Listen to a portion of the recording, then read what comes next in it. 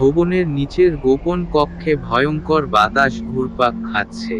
তন্ময়, অয়ন, প্রিয়া এবং প্রীতম সংগঠনের সদস্যদের আচার অনুষ্ঠান বন্ধ করার চেষ্টা করলেও তাদের নেতা এক অদ্ভুত মন্ত্র জপ করে মূর্তির শক্তি জাগিয়ে তোলে।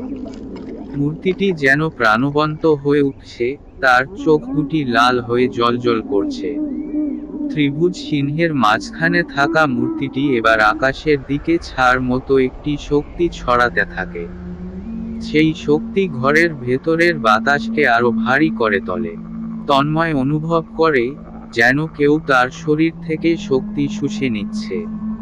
প্রীতম হঠাৎ বলে ওঠে, এই মূর্তির অভিশাপ ধ্বংস করতে হলে ত্রিভুজের চিহ্নটি ভাঙতে হবে।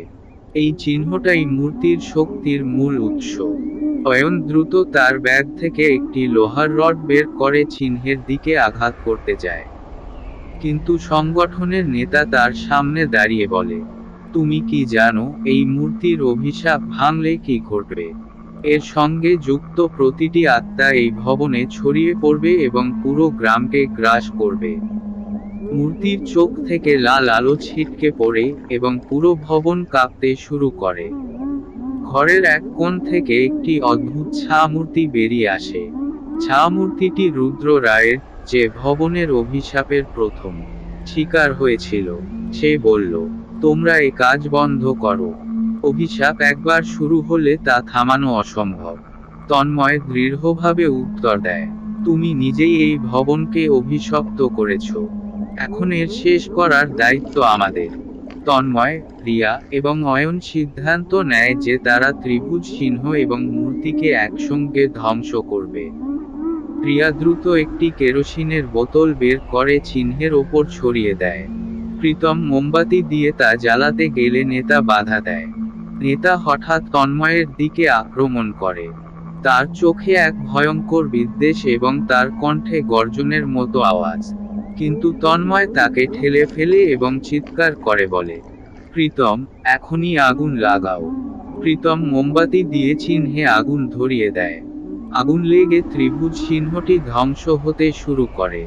মূর্তিটি এক অদ্ভুত শব্দ করে চিৎকার করতে থাকে, যেন তার ভেতরের শক্তি ছিন্নভিন্ন হয়ে যাচ্ছে। কক্ষের ভেতরের ছায়াগুলো ধীরে ধীরে অদৃশ্য হয়ে যায়। হঠাৎ রুদ্রের ছামূর্তি তন্ময়ের দিকে এগিয়ে এসে বলে, তুমি হয়তো এই ভবনকে মুক্তি দিচ্ছ, কিন্তু অভিশাপের চিহ্ন এই পৃথিবীতে থেকে যাবে। সাবধান থেকো। রুদ্রের ছায়াটি ম্লান হয়ে যায়, আর ভবনের কম্পন থেমে যায়। অগ্নিশিখা পুরো ভবনকে আলোকিত করে এবং ধীরে ধীরে মূর্তিটি ধসে পড়ে। মূর্তির ধ্বংসাবশেষ এক অদ্ভুত কালো ধোঁয়ায় মিশে যায়, আর ভবনের চারপাশে থাকা ভারী বাতাস হালকা হয়ে ওঠে। তন্ময় হাঁফ ছেড়ে বলে, অবশেষে অভিশাপ শেষ হলো।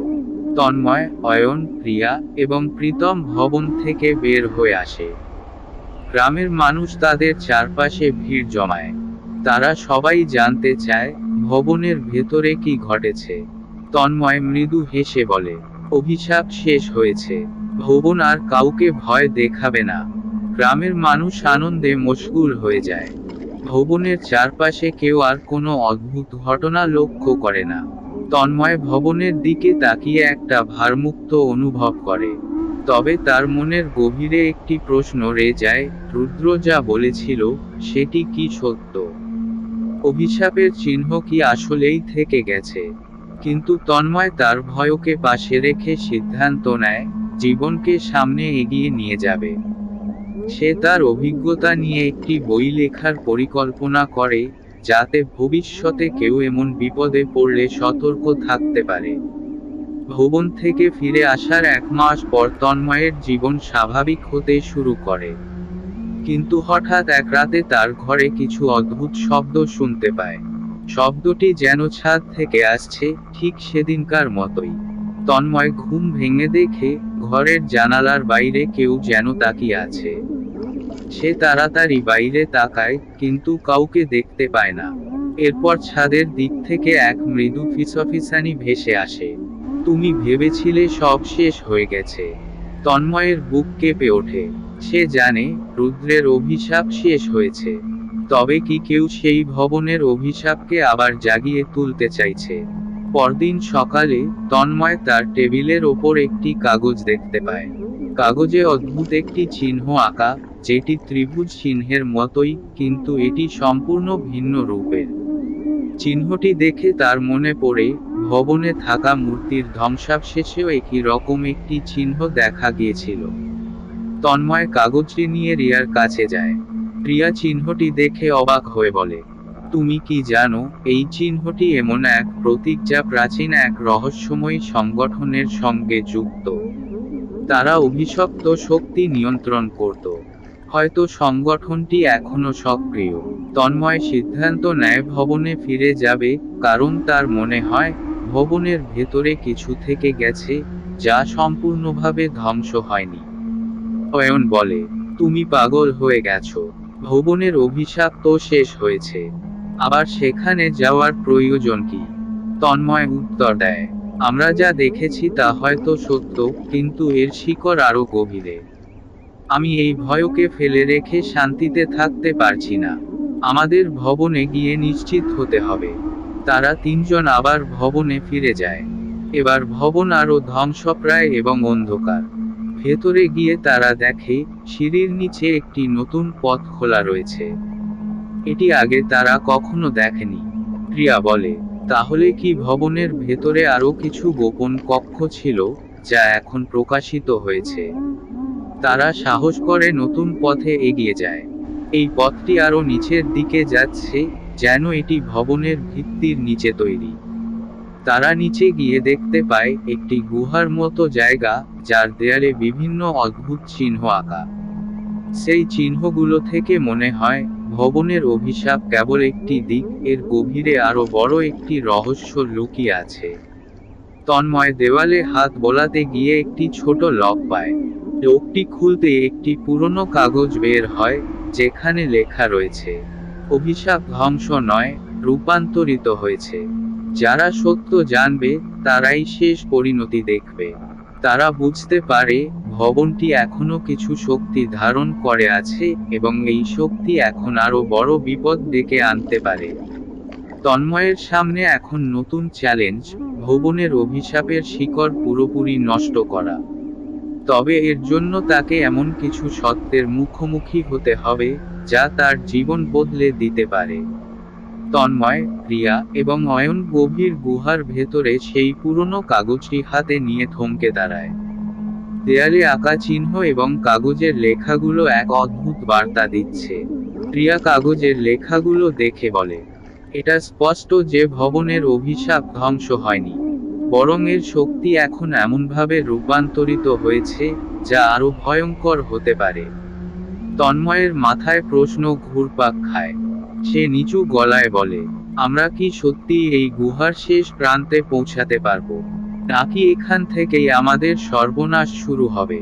তারা তিনজন আরো গভীরে প্রবেশ করে। গুহার ভেতর থেকে একটি হিমশীতল বাতাস বইছে, যা তাদের শরীরকে কাঁপিয়ে তুলছে। দেয়ালে টর্চের আলো ফেলতেই দেখা যায়, সেখানে একটি বড় পাথরের দরজা রয়েছে। দরজাটিতে লেখা রয়েছে, তোমরা যারা সত্য জানতে এসেছো, তাদের আত্মা যেন শুদ্ধ থাকে, কারণ শুদ্ধ আত্মাই কেবল অন্ধকারকে জয় করতে পারে। অয়ন দরজার দিকে এগিয়ে গিয়ে বলে, আমরা কি এটা খুলতে পারবো, যদি এটি নতুন কোনো অভিশাপের দরজা হয়? তন্ময় দৃঢ় কণ্ঠে বলে, যদি সত্য জানতে হয়, তাহলে আমাদের এই দরজার পেছনে যা আছে, তা দেখতে হবে। ভয় পেলে আমরা কখনো এগোতে পারবো না। তারা দরজাটি খুলে দেয়। দরজার ওপাশে একটি বড় চেম্বার। চেম্বারের মাঝখানে একটি পাথরের বেদি, আর বেদির ওপরে একটি ধূসর রঙের বৃত্তাকার বস্তু রাখা। বস্তুটি দেখতে মূর্তির ধ্বংসাবশেষের মতো, কিন্তু অদ্ভুত ব্যাপার হলো, বস্তুটি মৃদু আলো ছড়াচ্ছে। প্রিয়া বিস্মিত হয়ে বলে, এটা তো মনে হচ্ছে মূর্তির অংশ। তাহলে কি আমরা মূর্তির পুরোটা ধ্বংস করতে পারিনি? ঠিক তখনই তাদের পেছনে থেকে একটি ফিসফিসানি ভেসে আসে। তোমরা ভেবেছিলে সত্যি শেষ হয়েছে? না, এটা কেবল শুরু। তিনজন আতঙ্কিত হয়ে চারপাশে তাকায়। তারা কাউকে দেখতে পায় না, কিন্তু কণ্ঠটি যেন তাদের মনের গভীরে গেঁথে যাচ্ছে।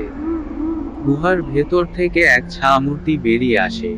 এটি আগের রুদ্র রায়ের মতো নয়, বরং অনেক বড় এবং ভয়ঙ্কর। ছায়াটির কণ্ঠে এক অদ্ভুত ক্ষমতা রয়েছে, যা তাদের নড়াচড়া করতে বাধা দেয়। ছায়াটি বলে, এই ভবনের অভিশাপ শেষ করার চেষ্টায় তোমরা শুধু আটিকে আরও শক্তিশালী করেছ। এই শক্তি কেবল অভিশপ্ত নয়, এটি অমর। তোমরা যদি আমাকে থামানোর চেষ্টা করো, তাহলে নিজেরাই এর শিকার হবে।